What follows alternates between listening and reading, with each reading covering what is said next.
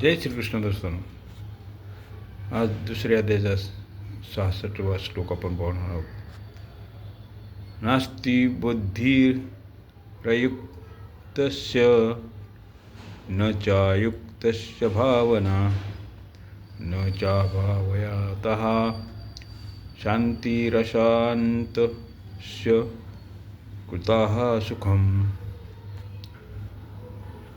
नास्ति बुद्धीर युक्तस्य, ज्याचे मन आणि इंद्रिये संयमित नाहीत, अशा अयुक्त असंयमी पुरुषाची मला केवळ परमानंद प्राप्तीच करायची आहे अशी एक निश्चयात्मिका बुद्धी नसते.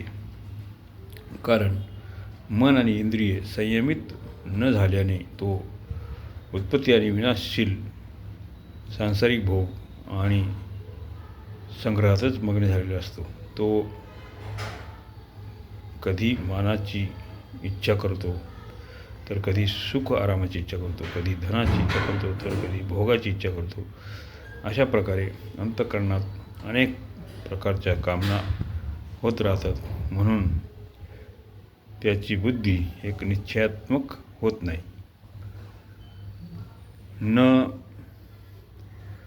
चायुक्तस्य भावना, ज्याची बुद्धी निश्चयात्मिका नसते त्याची मला तर केवळ आपल्या कर्तव्याचे पालन करायचे आहे आणि फळाची इच्छा, कामना, आसक्ती इत्यादीचा त्याग करायचा आहे अशी भावना होत नाही. अशी भावना न होण्यास आपले ध्येय निश्चित न होणे हेच कारण आहे. न चाभावयन्तः शांतिः, जो आपल्या कर्तव्याचा परायण नसतो त्याला शांती मिळू शकत नाही. जसे साधू, शिक्षक, ब्राह्मण, क्षत्रिय, वैश्य, शूद्र इत्यादी जर आपल्या कर्तव्यात तत्पर नसतील तर त्यांना शांती मिळू शकत नाही. कारण की आपल्या कर्तव्य पालनाची दृढता नसल्यानेच अशांती निर्माण होते.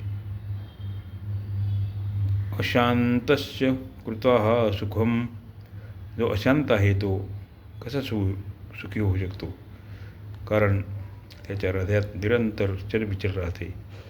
बाहेरून त्याला कितीही अनुकूल भोग प्राप्त झाले तरीही अंतःकरणातील चलबिचल नाहीशी होऊ शकत नाही, अर्थात तो सुखी होऊ शकत नाही.